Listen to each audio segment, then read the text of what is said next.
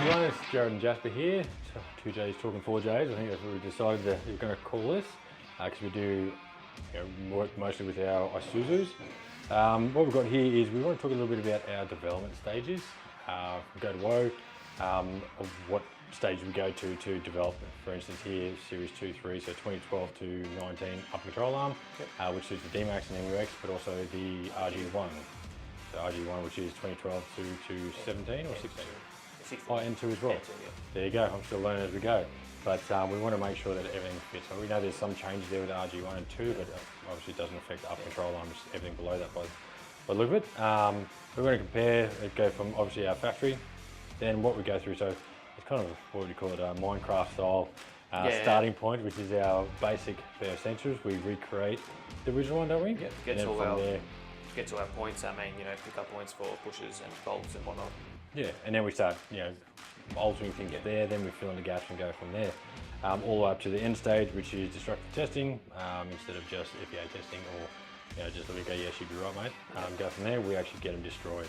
So, as most people know, Jasper here, I'll let him get you a rundown of sort of where we start, where we go through, what we look at, the fine points, the important bits about what we actually change, not just, hey, let's just move this out in or whatever, because sometimes we don't just lengthen the arm, sometimes we just shorten the arm. So I'll let Jasper take over this one. So, starting with this one here is our stock original upper control arm. Like we mentioned, we moved on here to this, which is just a replica of the original. Gives us all our points in our drawing, bushes, mounts for ABS and brake lines, etc., and the basic overall shape of the factory arm. So from then we start to modify it. With lifting these IFS vehicles, all the upper control arms, they've got to sweep forward like this. So this is the back of the car, this is the front of the car. They've swept, this is exaggerated, but they sweep them like this. And as they droop, the top ball joint, moves forward. Whereas the lower arm will just move down, the top ball joint will move forward, and you will lose caster, or caster angle. Caster is the angle between the top ball joint and the lower ball joint. And a positive caster angle, the top ball joint is behind the lower. Actually the top axis is behind the lower when you look at this in the front of the car. So when you lift them, that ball joint rocks forward and you lose that caster angle. Example of something with negative caster forward is a shopping trolley. As you go around and you can turn it real quick, and you let go and flick it and it'll just roll along, turning the wheels the whole time. Very unstable steering, which is desirable in a shopping trolley for all the tight turns. Example of extreme positive caster is a bike. Your forks are laid back, so your top pivot is behind your bottom pivot, and you can let go of the steering wheel and it doesn't just sharply turn. It'll, in fact, you can let go with pedal effort, you can stay straight. So that's an example of positive caster. And in full drive world, they're all set up, at least all that I know are set up with positive caster, usually aiming around that 3-degree mark. Obviously each car's got its individual preference from the manufacturer, from factory. But yeah, we like to aim for that 3-degree caster, and as you lift the cars, you lose that. There is only so much adjustment in the lower control arm on this particular chassis for correcting that loss of caster. So we provide additional caster, and a lot of manufacturers do this for these aftermarket upper control arms by moving that ball joint back. We aim for a little bit over 2 degrees positive caster. The reason we don't go further, there is an average rule of thumb of 1 degree per 1 inch of lift. Not exact, but it's close. The reason we only provide just over 2 degrees is because you're moving that top ball joint back. That means the wheel is getting closer to your guards and your cabin, which means more cutting. So if we go extreme and give you 3, 4 degrees, 5 degrees of caster, great, you've got heaps of caster. The lower control arm can be used just for correcting camber, but the problem is that wheel is now that much closer to the cab. And when you adjust caster on the lower control arm, you actually pull the ball joint forward, which pulls the wheel forward, which is getting you clearance. So it's all a give and take game. You don't want to go too far, but you don't want to leave it too little caster, because with not enough caster, if it gets too negative, the steering can become very light and not indirect, but unpredictable, because you can jump off on potholes and that when the wheel grabs, it'll want to take off on its own and not stay straight. The caster's also the self-centering as well of the wheel. When you let go, it'll self-center. There's a few things that it affects, but that's the first thing we start with. Moving our caster forward. We've also got all our pickup points here for our droop limiters, because droop, very important, prevents a lot of the unneeded damage to your components. So we've got one there, and there's the other one is here on this chassis. As you can see, still very simple design. And from here, we test, okay, have we gained the caster that we want? Yes, all right, droop limiter height, all good, sweet. So from this point, we then look at all our ball joints. Are they locking out?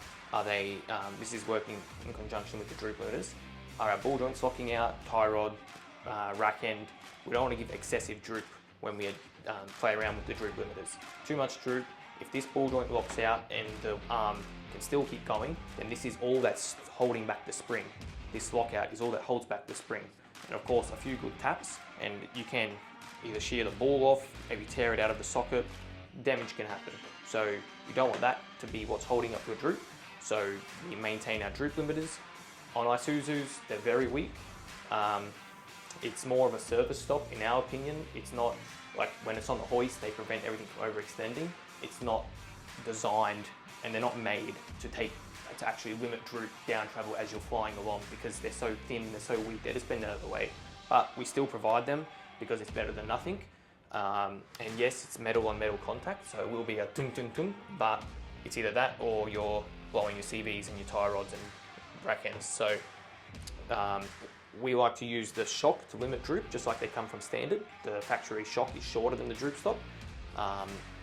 But obviously everyone wants long travel and 5 inches of lift. So we try give as much as possible while still keeping everything safe and preventing lockout. Quick important tip, this is an aftermarket ball joint. It has a lot less articulation than a factory genuine 12 to 20 D-Max ball joint. This one we tried a few times and it might not look it, but we can't get the same amount of travel out of this aftermarket ball joint as we could out of the genuine. So we always recommend staying with genuine. They normally have the best articulation and normally they're the best quality as well. Moving on with our design, we chuck it on our test chassis, fit up bushes, and start to see clearance, etc. Obviously we have on our CAD programs, with our 3D scans, we get a lot of our information that we need for clearances. So you can see the nice chamfered cutout here for coil spring clearance and that. However, you can't see everything, and unless you spend a lot of time setting it up, you can't get everything in your CAD either. This here is the tie clearance. As you can see, we've started with this little cutout. This was nowhere near enough. I ended up spending maybe an hour or so with a hammer and chisel, just taking out bits of this arm until I was happy, not this arm, another one, until I was happy with our clearance. And from there, I ended up 3D scanning that and redrawing the arm again. It was painful, it took many attempts. It got to the point that we had to ask the tie nicely, but we managed to design something that gave us a lot of coil spring clearance and a lot of tie clearance for people who run a large tyre on a small offset rim, very positive offset. So here's one of our earlier things. You can see it gets very thin through here. These are on different planes and all about clearing that tyre. This was actually the last one that we did done. So yeah, 6mm of thickness through here, still plenty strong. That's also why we've got this nice broad width here, keep that strength in there. And this cutout here is for that coil spring clearance. Another big problem on these cars, coil spring comes through here, tyre comes through here. There's very little room for this arm. So that was the benefit of all the 3D scanning and CAD work. We're able to get, you know, as much as possible coil spring clearance with tie clearance in one arm. But it took a long time. That's what's taken that's what's taken so long to release these, because there's just a lot going on. They're a tight place to work. Being that the knuckle on this car is so short, everything is really close to the tyre, to the hub. So a lot of constraints when designing them. But we're finally happy with where they are. So we've got a billet alloy set done up, 2 sets actually. This one here got destroyed, so this was done through destructive testing. You can still see all the marks from where they were testing it. And we compared that to our factory standard one. Different pulls, elongation pull, and also a tensile pull from the side. So I've already straightened this one back up. It was bent, but the factory arms exceeded the standard arms by a good margin of safety, and we can even see the elongation from this one, where that thin metal just expanded, and you can see on these arms they're still very happy. So this one here, what we do is we looked very much at designing these arms to fit the worst of both scenarios that we can think of, Correct. which is, so we look at the person who's got the big lift, the big tyres, biggest coil diameter to look at, and then, oh, look at me, they get pulled up by the cops, defected. So they've got to go put their stock wheels back on to try and get away from that one defect they may have got without talking about the suspension, or wind it down, whichever. Then they've got a stock wheel, and they look like they've skipped leg day, big time, and they might have a size up in tyre on that stock rim. So that means that the rim's sticking in heap further, and then you've got the more of a belly of the wheel, and that's where we've got this big clearance issue on these. But then you've got the big coil that's been wound down to lower the suspension again to get it at a reasonable sort of height to get past that rego, or the clearance of... Or it's not wound down and the car's riding on almost full droop and brings it even closer. So it's the worst case possible. But it's surprising that even with just going up slightly bigger tyre size on the factory rim, it gets very close to that factory arm. And they've got quite a sharp shape through here. even on the factory arm, they've thinned it out nicely to get that room. And so we've had to adopt a similar thing. But we've managed to make it a good bit stronger, especially through the thin area at the front of the arm. They're very prone to cracking these arms. A lot of people run ball joint spaces, even with the reinforcement plates on top, they still crack. They're not designed for that sort of additional leverage. And I mean, it's metal fatigue, isn't it? Yeah. It's micro movements, and it just cracks up. I myself have cracked 6 up control arms now on my early D-Max, RE7, RE, RC, and that's where I sort of started looking at this and getting away from those things. And that's where our designs also, we make sure we don't make them too strong. Because we make them too strong, it's going to have an impact, it's meant to fold up. It'll then take the tower out, which rights the chassis off. And we know this model in particular, that the towers don't hold on too well either. They're already breaking off. Yeah, so we don't want to bring that in, but that's where this thin section sort of brings in our weak point, or a folding point of the arm, because we want to make it sure it holds on well, where the bushes are, but there always has to be some sort of weak point for it to fold up. So you don't want to go, but you don't want to be too much stronger than the factory arm, because if you just make this stout as, you have a little incident where the arm would have normally buckled up or it might have flexed, because we know there's plastic deformation in the factory arm, as well as basically any arm that you make. It's not going to take that tower out, so it turns a small incident into a massive, it's a written off vehicle. Basically that's it. Or very close to it anyway, especially as the cars get older, the value comes down, the write-off status is a lot easier to get on these cars. And with this top arm normally being so weak, your tyre, when it folds up, it's going to go in that direction that it's designed to, for their for their impact ratings, and that if we make that top arm nice and strong and the bottom arm folds up, I mean the bottom arms are very strong, but say you've got a nice strong billet arm, and your bottom arm folds up, the tyre's going in basically the opposite direction almost to what it's been designed to do.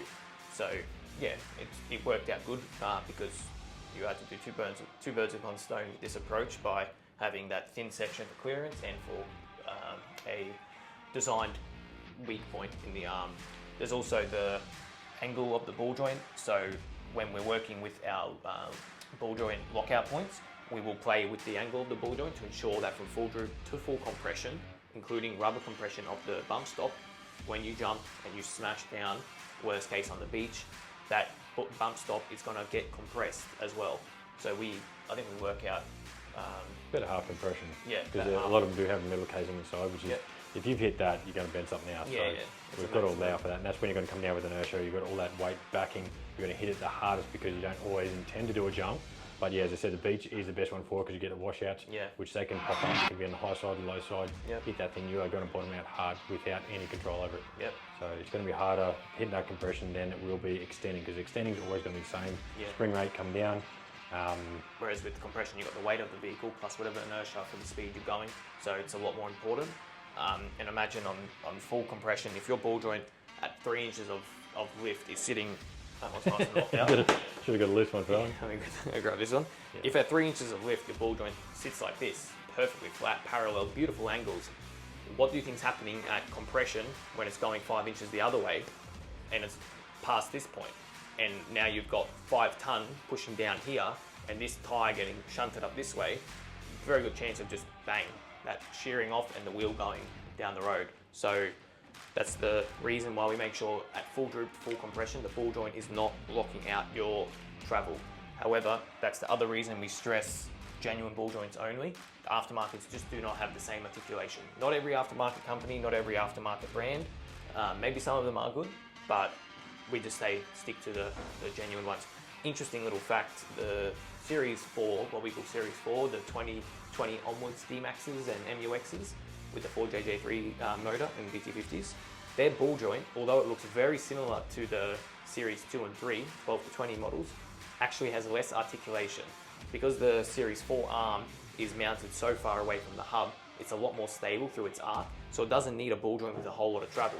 Whereas this particular model, the top arm is very close to the bottom arm and it moves a lot more with a very short hub. And so from factory, the ball joint has a lot more articulation than the latest model. So also you've got to be careful of mixing and matching components. They're not always cross-compatible through the years. And with ball joint angle as well, might be hard to see, but there's like a direction to this. So sideways, there's a lot less lockout on the ball joint than actually up and down.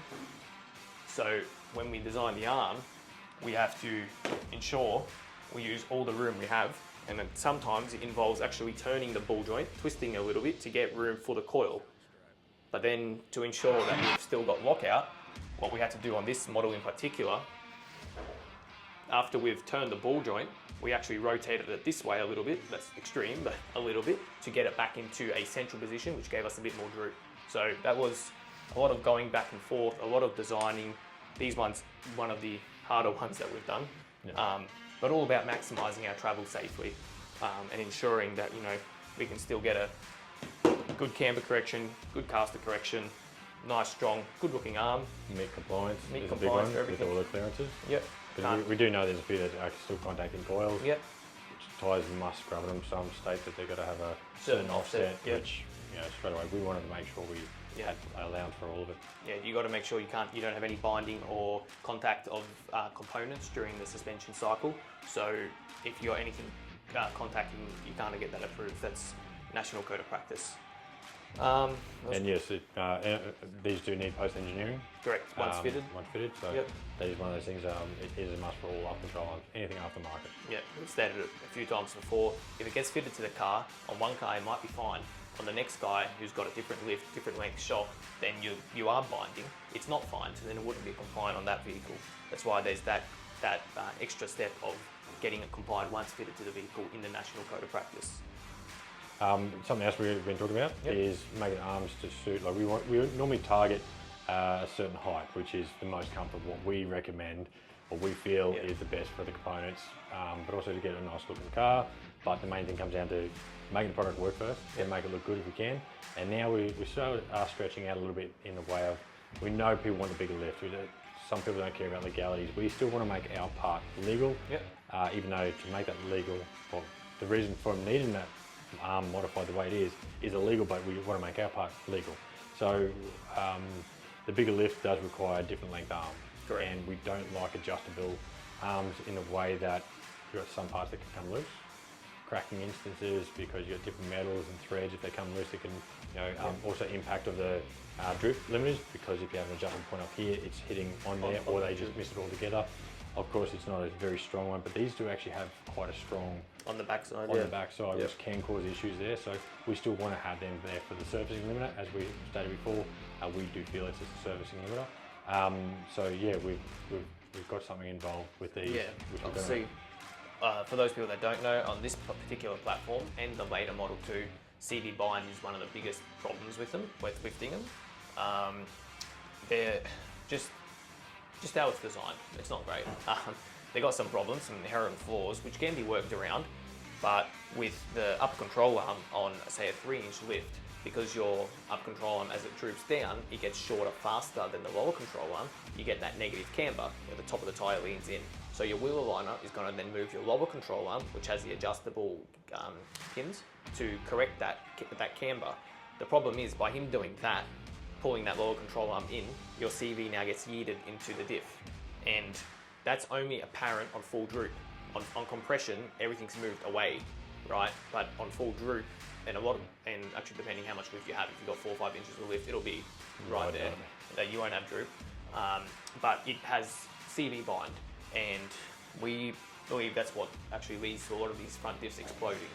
Now, what we've tried to do is take that into consideration and come up with some sort of adapter, which if you're running the stupid big lift, you can bolt this adapter on. It'll give you a bit of extra camber correction, positive camber correction, so that your wheel aligner is forced to then push the lower arm out, not in.